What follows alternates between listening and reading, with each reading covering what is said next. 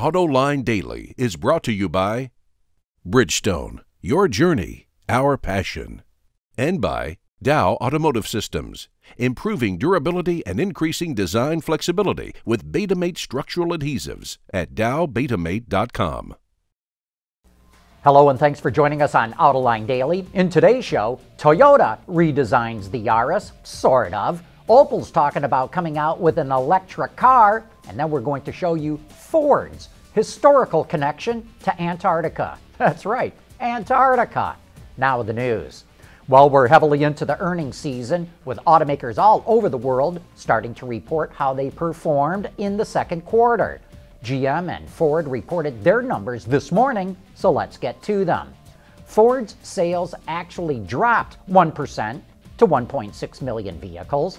That dragged down the company's revenue to just over $37 billion, a drop of more than 1%. And yet, Ford was able to boost its operating profit slightly, and it posted a surprisingly strong 6% increase to the bottom line, with a net profit of $1.3 billion. One surprise is that Ford posted a tiny profit in Europe, $14 million. But don't get too excited, all you Ford shareholders in the audience. The company expects to post losses for the next 2 quarters and lose money in Europe for the year. Besides, South America is turning into a disaster for just about every automaker building and selling cars there. Ford lost nearly $300 million there in the last 3 months. Now, over to General Motors, where we were expecting to hear bad news, and boy did they deliver. GM sales barely bumped up on a global basis, up only 0.6%, hitting 2.5 million vehicles. Revenue was up a little bit to nearly $40 billion, but then the floor drops out. GM posted a consolidated operating loss of $471 million versus an operating profit of $1.7 billion last year, and it posted a dinky net profit of just under $300 million, an 80% drop. If you eliminated all the recall costs, GM says, it would have posted a net profit of $1.2 billion.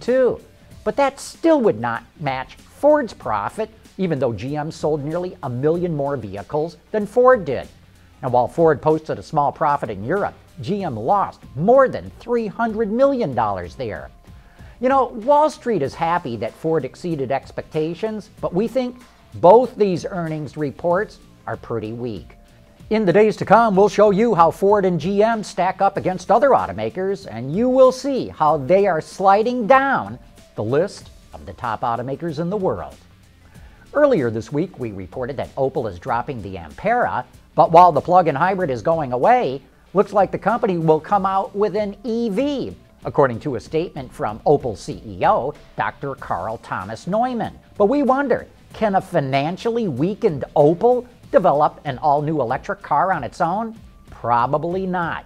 We're thinking it's far more likely to see a rebadged Chevy Spark EV, or at least something that uses the same powertrain and battery pack.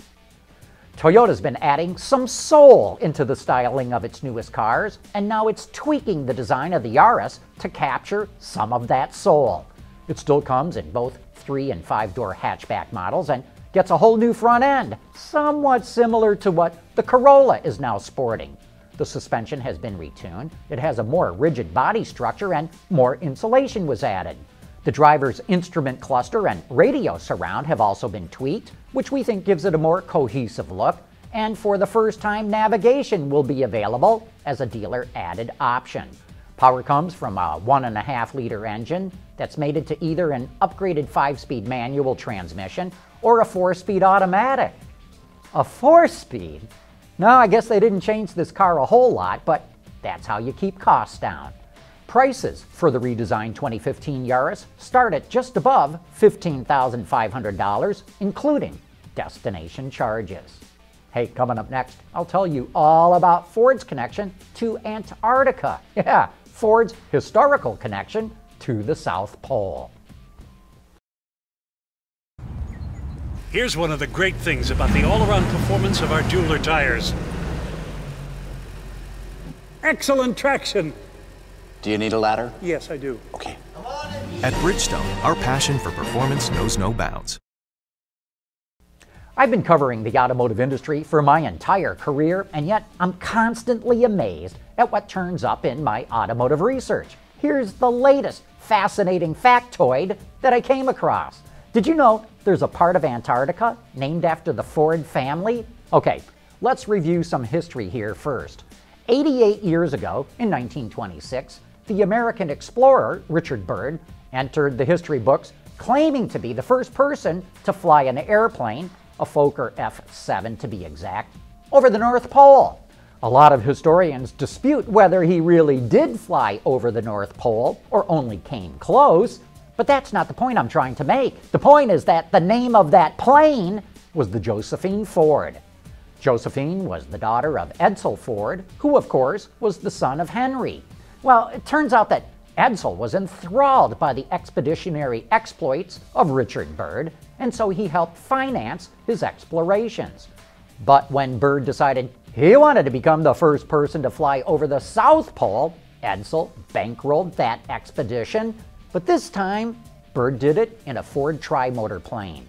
And while he was there, he decided to name a mountain range he discovered after his benefactor. So check out a map of Antarctica.